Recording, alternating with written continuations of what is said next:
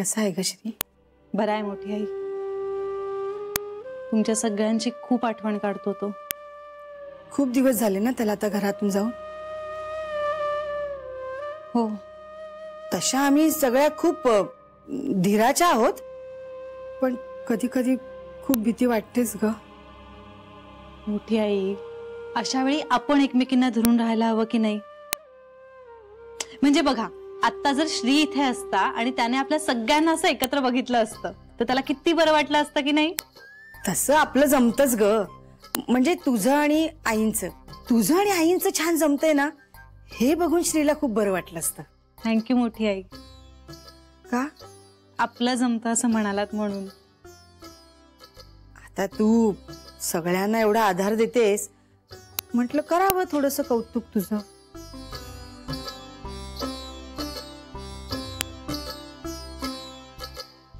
जान्हवी, ऐक ना, म्हणजे एक करशील?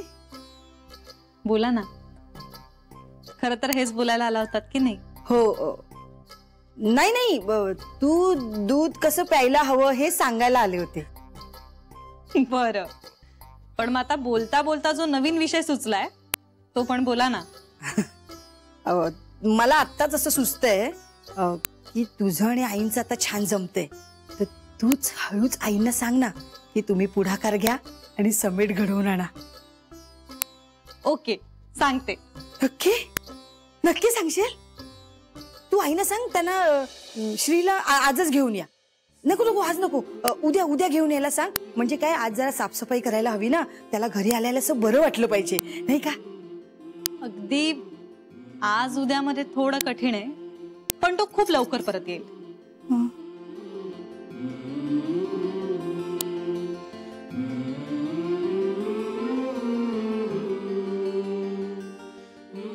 पण तुम्ही मला एक वचन द्या. तोपर्यंत एकमेकींना सावरत राहायचं, धीर खचू द्यायचा नाही आणि सगळं छान होणार आहे असा विश्वास बाळगायचा.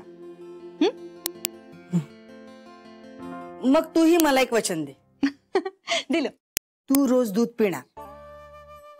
दूध? मोठी आई, मला दूध नाही आवडत. मग दुधात काहीतरी घालून देते ना. तू म्हणशील तसं, तुला आवडेल ते, पण तू रोज दूध पिणार. तू कबूल केलंयस. मोठी आई, दुधाचा आग्रह का करताय? सांगा ना. रोज एक जण श्रीला दूध आणून द्यायचो. आज माझा नंबर होता. खूप आठवण आली ग श्रीची एकदम. म्हटलं तो नाही तर तुला तरी दूध आणून द्यावं. पिशील?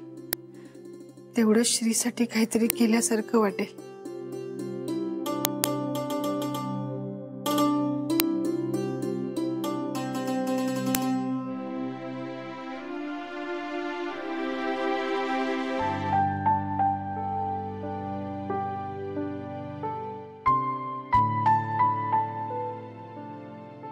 किती प्रेम आहे तुम्हा सगळ्यांचं श्रीवर.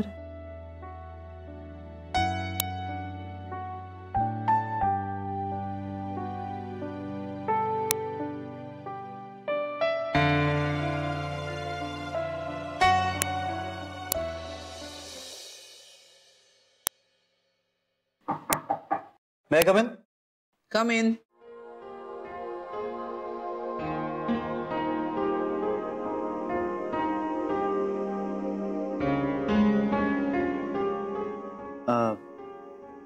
मॅडम, थोडं बोलायचं आहे.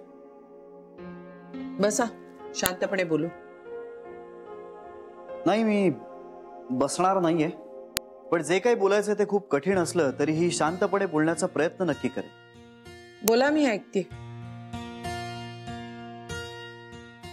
फर्स्ट थिंग फर्स्ट, लवाटे मॅडमनी असा काय मोठा गुन्हा केलाय की तुम्ही त्यांना डायरेक्टली कामावरनं काढून टाकण्याची शिक्षा दिली? मला वाटलं तुम्ही बोलणार आहात, पण तुम्हाला प्रश्नच विचारायचे असतील तर माझी हरकत नाही. तुमच्या प्रश्नाचं असं उत्तर आहे की त्यांनी काहीही गुन्हा केलेला नाहीये. पण मग न केलेल्या गुन्ह्याची इतकी मोठी शिक्षा? तुमच्याच म्हणण्याप्रमाणे मी या कंपनीची सर्वेसर्वा असेन तर कोणाला कंपनीत ठेवायचं, कोणाला काढायचं हा अधिकार माझा आहे, नाही का? अहो, पण अशाने तुम्ही त्यांच्यावरती अन्याय करताय. याला अन्याय म्हणतात. कंपनी जॉईन करण्यापूर्वी त्यांची जॉईनिंग लेटरवर सही घेण्यात आलेली आहे. त्या लेटरमध्ये या कंपनीची वेळ स्पष्टपणे लिहिलेली आहे. आता त्यांनी वेळ पाळली नाही हा काही कंपनीचा दोष नाही. जर त्यांनी गुन्हा केला नसेल तर कंपनीला सुद्धा त्यांच्या उशिरा येण्यामुळे नुकसान करून घ्यायचं काही कारण नाहीये. म्हणूनच त्यांना कामावरून काढून टाकण्याचा निर्णय घेण्यात आला. चुकीचे पायंडे पाडणारी माणसं वेळीच दूर केलेली बरी अशा मताची मी आहे. पण मग असं असेल तर मग ही कंपनी चालवायला माझ्या हातात द्यायलाच नको होती तुम्ही. कारण जसं तुम्ही म्हणताय तसे मीही अनेक पायंडे पडू दिलेत आजवर या कंपनीत, आणि मला नाही वाटत ते कुठे चुकीचे. म्हणजे कधीतरी तुमच्या लक्षात येईल की कंपनीत अशा अनेक गोष्टी चालू आहेत ज्या कुठेही कागदोपत्री लिहून ठेवलेल्या नाहीयेत. हा म्हणजे याचा अर्थ असा अजिबात नाही की मी कायद्याला धरून काही करत नाही. इथे बेकायदेशीर असं काही घडत नाही. पण अनेकदा लिहिलेल्या अक्षरांपेक्षाही माणसाच्या शब्दावरही विश्वास ठेवतो मी. आणि मला नाही वाटत की यामुळे माझं या कंपनीचं आजवर काही नुकसान झालं. हा आता अर्थात त्यावेळी कंपनीचं मॅनेजमेंट हे मी बघत होतो, त्यामुळे सगळे निर्णय हे माझ्या पद्धतीने होत होते. मॅडम, तुम्ही मागितला नसला तरी एक सल्ला देतो तुम्हाला. आजचं युग हे हक्कांचं आहे. तुम्हाला जर असं वाटत असेल की जसं 15-20 वर्षांपूर्वी मालकाच्या मनात आलं म्हणून एखाद्या कामगाराला काढून टाकणं शक्य होतं तसं आत्ताही करता येईल, तर तुम्ही चुकताय. मॅडम, या सगळ्या प्रकरणाला काही वेगळं स्वरूप येऊ नये इतकंच वाटतंय मला. आणि या सगळ्यामुळे तुम्हाला त्रास होऊ नये असं मनापासून वाटतंय. म्हणजे तुम्ही हे सगळं माझ्या हितासाठी करताय? नाही, कंपनीच्या हितासाठी. कारण आजवर मी लवाटेबाईंना उशिरा येण्याची अनेकदा मुभा दिलेली आहे, आणि त्यांच्या कामामुळे कंपनीच्या कामात कायमच व्हॅल्यू ऍडिशन्स होत आलेले आहेत. त्यांच्या अर्धा तास उशिरा येण्यामुळे कंपनीचं फारसं काही नुकसान होत नव्हतं. पण जर आता त्यांना कायमच कामावरून काढून टाकलं तर मात्र त्यांचं खूप मोठं नुकसान होईल. तुम्ही हे सगळं पर्सनली घेताय? अजून तरी पर्सनली काहीच घेतलं नव्हतं मी, पण आता घेणार आहे.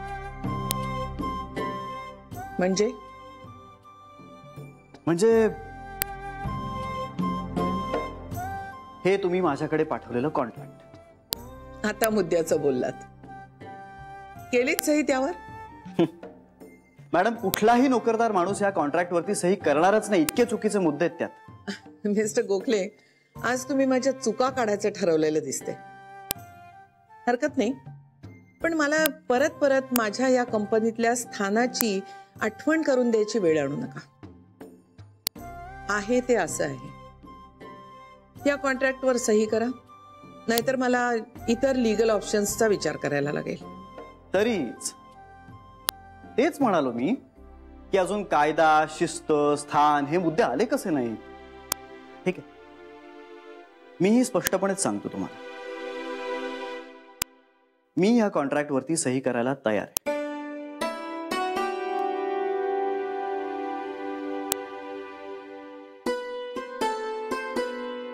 पण एका अटीवर. अट? हो, लवाटेबाईंना जर तुम्ही पुन्हा कामावर रुजू करून घेतलं तरच मी या कॉन्ट्रॅक्टवर सही करेन.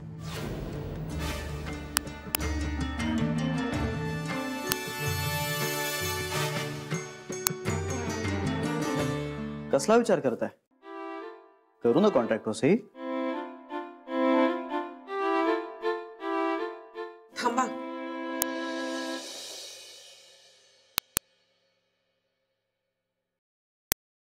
तुम्ही हे विचारपूर्वक बोलताय? 100%.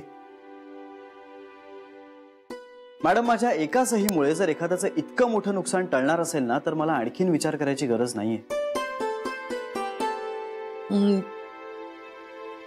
मला थोडा वेळ हवाय.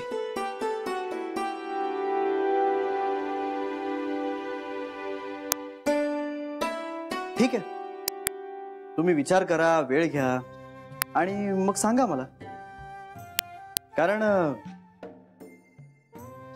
कॉन्ट्रॅक्टवर सही करायला मी तयारच आहे. येऊ? थँक्यू.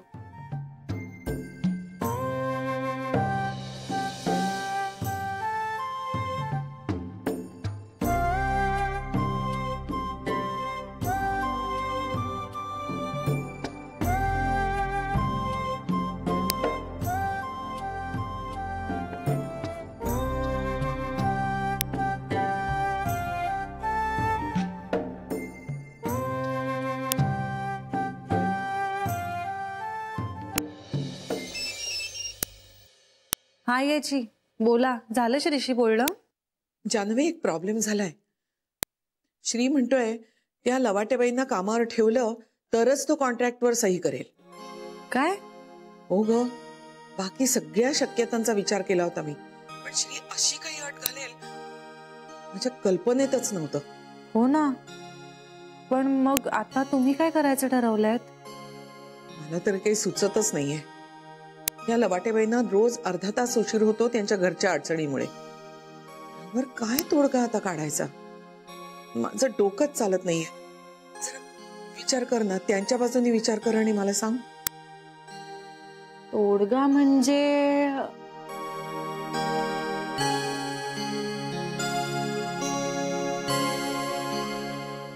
आई याची एक 2-3 उपाय सुचत आहेत मला.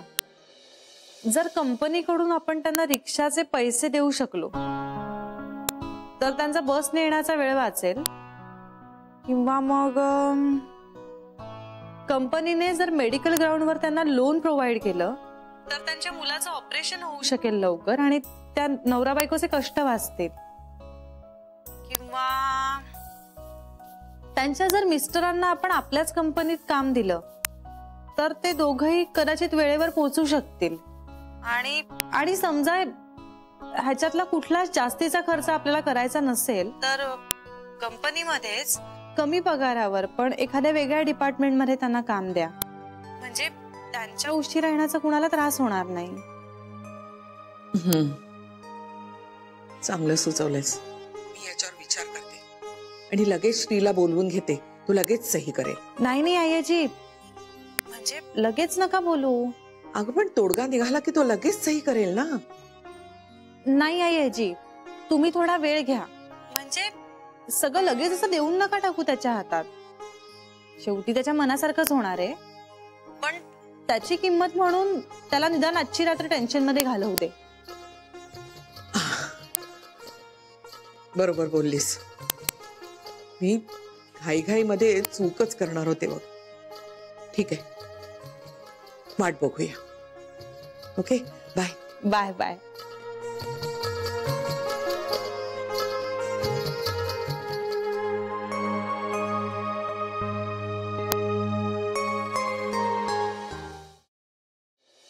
घरातली इडापिडा बाहेर जाऊ दे रे देवा. या घरातला हा त्रास, चिंता, टेन्शन्स कधी जाणार आहे? रोज मनातल्या शंका कुशंका वाढतायत. हे सगळं पूर्वीसारखं नीट होईल ही आशा आता कमी कमी व्हायला लागली आहे रे.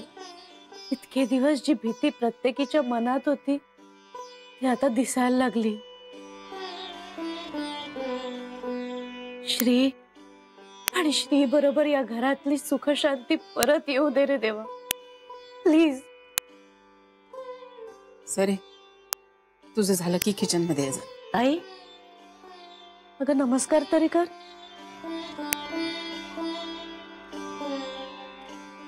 आई, काय झालंय तुला? सरे, नका ना मला सारखं सारखं असं विचारू. आपल्याला सगळ्यांना काय होतं हे आपल्याला माहितीये ना. अगं पण त्याचा राग देवावर का काढायचा? मग कोणावर काढू सरे, कोणावर काढू? तुझी अवस्था समजतेय ग मला. मग का विचारतेस हा प्रश्न सरे? या सगळ्याचा ना शीण होतोय मला. हे घर सोडून गेले तेव्हा अशीच कोलमडून पडले होते मी, पण तेव्हा निदान तरुण होते मी. पुढे बघायला श्री होता समोर. श्री अजूनही आहे, जान्हवी आहे, श्रीचा भविष्य काळ आहे. पण तू निराश होऊ नकोस ग. अजूनही सगळं चांगलं होणार आहे. सरे या सगळ्या शब्दांवर ना विश्वासच नाही उरलाय माझा. श्री लहान होता ना तेव्हा तेव्हा एक विचित्र भीती वाटायची मला. याला काही होणार तर नाही. मग वाटायचं याला आपल्यापासून कोणी हिरावून नेईल का. श्री थोडा मोठा झाल्यावर भीती वाटायला लागली याची बायको आपल्याशी चांगलं वागेल. आपण म्हातारं झाल्यावर आपल्याला श्री सांभाळेल. इतक्या साध्या अपेक्षा होत्या ग माझ्या. फार मोठी स्वप्न कधीच पाहिली नाहीत मी आयुष्यात. फक्त श्रीनी आपल्या जवळ असावं. इतकी साधी अपेक्षा का पूर्ण होऊ नये माझी सांग. होईल ना ताई, पूर्ण होईल. कधी होईल पूर्ण. मी अनेकदा विचार करते काय चुकलं आपलं. जन्मवेळ सरे जन्मवेळ चुकली माझी. म्हणून हे नशीब घेऊन आले मी. आधी नवऱ्याने टाकलं. माहेर उरलंच नव्हतं. आता तर मुलगाही गेलाय सोडून. आणखी काय काय दिंडवडे बघायचे राहिलेत कोणाच ठाऊक. म्हणूनच देवाकडे काही मागायचं नाही असं ठरवलं मी. नाहीतरी तो काही ऐकतच नाही. तसं नाहीये ताई. देव ऐकतो, नक्की ऐकतो. हो ना. सरे इतकी वर्ष तू देवाची पूजा करतेस. तुझं ऐकलं देवानी.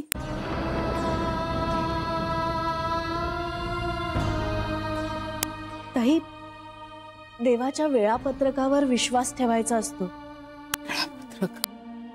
तो योग्य गोष्ट योग्य वेळेलाच करतो. आपण कितीही उरसफोड केली ना तरी वेळेच्या आधी कधीच कोणाला काही मिळत नाही. पण म्हणून त्याला दूषण नको देऊस. एक दिवस इतका आनंदाचा येईल की मग आपण त्याच्याशी असं का वागलो याची आपल्यालाच लाज वाटेल. श्री जेव्हा घरी परत येईल ना तेव्हा मनोभावे पूजा करेन मी त्याची. खरंच करेन.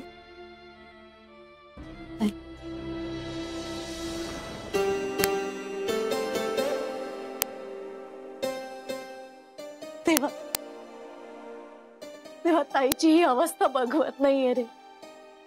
प्लीज श्रीला लवकरात लवकर परत यायची बुद्धी दे प्लीज.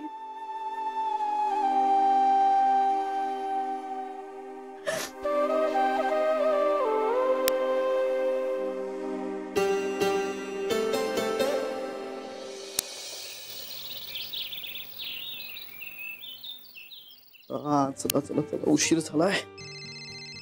ए जान्हवी माझा फोन वाजतोय. फोन घेऊन ये. हे घे. कोण आहे माहित नाही रे. हा मिस्टर कानडे.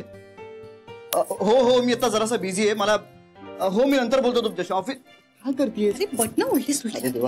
हा मी ऑफिसमध्ये पोहोचलो ना की फोन करतो तुम्हाला. हा बाय बाय बाय. अरे देवा माझ्या फोनचा चार्जर कुठे आहे. बॅटरी संपत आली. मागे थांब. बरं तुझं खाणं करून ठेवलंय, घेऊन येऊ का पटकन. नाही नको, मला ऑलरेडी उशीर झालाय. मग उठायचंच ना जरा वेळेत श्री. अगं मला रात्री झोप नाही लागली आणि पहाटे कधी डोळा लागला मलाच कळलं नाही. अलार्म लावायचा असतो अशा वेळी. अगं सरक मला लॅपटॉप अलार्म लावायला का विसरलो मला आठवत नाहीये. कमाल आहे तुझी पण श्री. आता माझी काय कमाल आहे. तू मला फोन करून उठवू शकत नाहीस का. अरे पण मी पण गडबडीत होते आणि मला काय माहिती मी इथे येईपर्यंत झोपलेला असशील. हो नाही ते एका अर्थी बरंच झालं तू इथे आलीस म्हणून उठलो तरी मी. बरं ऐक, तुला पोळीचा रोल करून देऊ. जाता जाता खा पटकन. नाही नाही नाही नाही नकोय मला. हे बघ 8:05ची बस पकडायची. ती गेली ना पुढे अर्धा तास बस नाही. चल चल. आणि मला कोणालाही सॉरी म्हणायला आवडत नाही. हे बरं आहे. मला तर सारखा म्हणत असतोस सॉरी चुकलं माझं. अगं मला तिला सॉरी म्हणायला आवडत नाही. तिला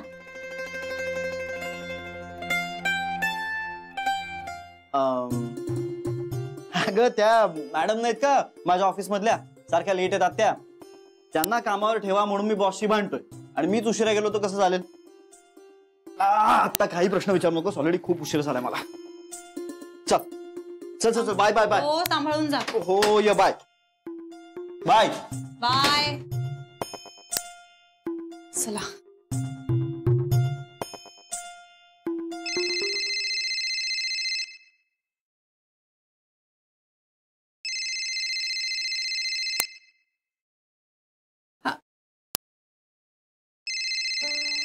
अरे देवा.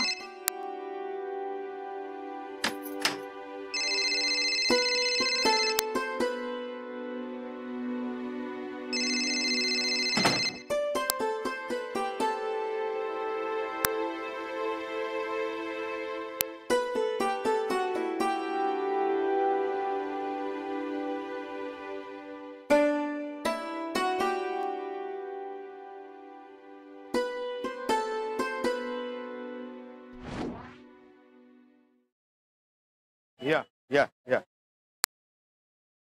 ओ 8ची बस गेली का हो?